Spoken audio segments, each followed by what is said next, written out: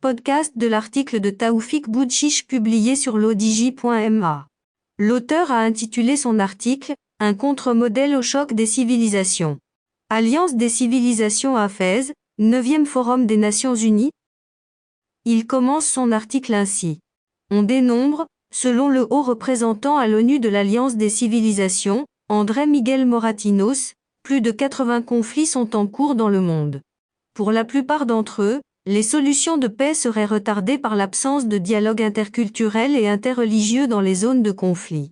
L'initiative dite Forum pour l'Alliance des civilisations, engagée par les Nations Unies, a été initiée pour parer justement aux conflits interculturels et interreligieux. Elle est à son 9e forum. En l'organisant au Maroc, le secrétaire général de l'ONU, présent à Fès, a estimé que ce fut un choix naturel, comme il a salué la décision, qu'elle se tienne dans la capitale spirituelle du royaume. Selon lui, Fès est un symbole millénaire du dialogue interculturel donnant l'exemple de certains souverains pontifes qui venaient y compléter leur formation à l'université d'Al-Qarawiyyin.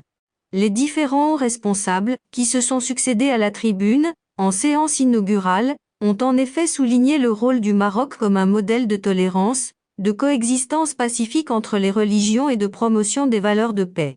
Il a été rappelé que l'initiative Alliance des civilisations initiée à l'origine par l'Espagne et la Turquie se présente comme l'une des réponses de la communauté internationale aux promoteurs de la peur de l'autre. Une peur quasi conceptualisée géopolitiquement après la parution en 1996 de l'ouvrage intitulé Le choc des civilisations, de l'auteur américain Samuel Huntington. Malgré que cette thèse fut déjà à son époque amplement critiquée pour avoir fait de la religion, en particulier musulmane, la seule source des conflits, elle remonte néanmoins en surface médiatiquement dès qu'il y a par exemple un attentat terroriste. Surtout, s'il est attribué aux ténébreuses organisations clandestines se réclamant faussement de l'islam. L'auteur poursuit son article ainsi. Mais s'il fallait retenir quelques points cardinaux de cette journée, 3 en sont ressortis en particulier. Le premier est de rendre justice à l'Afrique. Par exemple, en tenant ce forum au Maroc, le premier en terre africaine, un focus est mis sur le continent. L'Afrique, a-t-il été souligné dans le message royal, lu par le conseiller André Azoulay, est ce berceau de l'humanité, ce poumon démographique de l'humanité, un réservoir de jeunesse et une promesse d'avenir. Sur le volet africain, Madame Aminata Touré, ancienne première ministre du Sénégal, a précisé, à son tour, saisir l'occasion de ce forum pour exhorter les pays du Nord à régler les contentieux du passé peu glorieux de la colonisation et de l'esclavage. Pour elle, cet exercice est indispensable pour apaiser les mémoires et atténuer auprès des jeunes générations les griefs historiques accumulés. Elle a souligné en effet combien l'histoire coloniale et l'esclavage ont meurtri l'Afrique. Mais, les peuples africains, a-t-elle souligné, forts de leur tradition, de leur civilisation millénaire et de leurs valeurs humanistes, ont pu survivre, faisant preuve de résilience jusqu'à nos jours. Car l'Afrique, selon elle, continue de subir les injustices, crises économiques, financières, alimentaires, conflits meurtriers liés à la rivalité des puissances, crise climatique, l'épisode récent de la difficulté à obtenir des pays riches d'augmenter les droits de tirage spéciaux en faveur des pays africains en est une preuve de plus. Monsieur Zapatero, ancien chef du gouvernement espagnol, cofondateur de l'initiative Alliance des civilisations, est allé dans le même sens. Il a indiqué l'importance de rétablir les droits des peuples opprimés pour la paix dans le monde.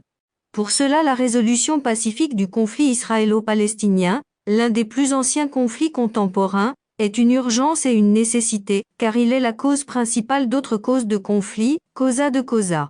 Monsieur Amr Moussa, ancien secrétaire général de la Ligue arabe, également présent, a abondé dans son sens en invitant à appuyer les forces de paix à l'intérieur de la société israélienne. Selon l'ancien dirigeant de la Ligue arabe, une telle approche est une vraie clé de solution pour parvenir à la paix entre Palestiniens et Juifs. L'auteur ajoute ainsi, le second point cardinal relevé est lié à la valorisation du rôle des femmes comme vecteurs de paix. Des tables rondes ont été prévues, qui ont permis à des femmes ambassadeurs, des dirigeantes d'associations, des responsables politiques de réaffirmer le rôle précieux des femmes en matière de régulation sociale et culturelle en période de conflit. Certaines ont souligné leur expérience en médiation et prévention des conflits qu'elles ont pratiquées dans les zones en guerre. Un rôle fondamental, selon elle, en faveur de la protection des jeunes et des enfants.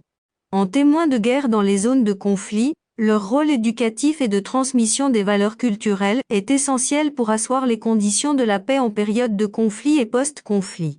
Pour le Maroc, l'ambassadeur Farida Jaïdi a exposé l'expérience du réseau méditerranéen des femmes médiateurs dans l'atténuation des conflits. L'auteur précise ainsi. Le troisième point a trait à la jeunesse.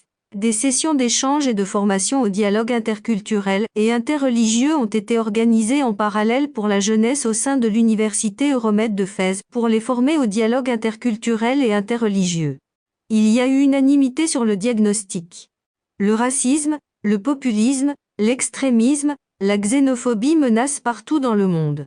En réponse, la déclaration de Fès discutée lors du forum dans sa version initiale, a appelé à développer des plans d'action dans tous les pays visant à contrer les discours de haine et les idéologies extrémistes, notamment dans les médias et les réseaux sociaux. La promotion de la culture et de l'éducation pour la jeunesse a été mise en exergue à l'unanimité comme le meilleur rempart contre l'extrémisme. Mais le financement de l'accès à l'éducation et à la culture devient une barrière très forte. Aussi, les participants ont-ils recommandé de renforcer le financement au secteur de l'éducation et de la culture afin d'y améliorer l'accessibilité, qui devient une vraie problématique. Plusieurs représentants religieux des 3 religions monothéistes étaient présents lors des interventions et des débats. Ils ont plaidé contre l'instrumentalisation religieuse, abondant dans le sens du message royal indiquant dès le début du forum que la religion doit être en première ligne dans la lutte contre l'extrémisme. Il a été noté également une forte représentation des pays arabes du Golfe et des organisations représentatives islamiques, à l'instar de la Ligue islamique mondiale, dirigée par le Saoudien Cheikh Mohammed bin Abdul Karim Issa ou celle de l'ISESCO. L'auteur conclut son article ainsi. Leurs représentants présents ont exprimé avec force de clarté leur rejet de l'extrémisme et leur engagement pour la paix et le dialogue des cultures et des civilisations. Pour les participants présents, cette rencontre onusienne est une heureuse initiative de symbiose dans un monde agité et troublé par les conflits multiformes, les populismes, le racisme et la xénophobie ambiants.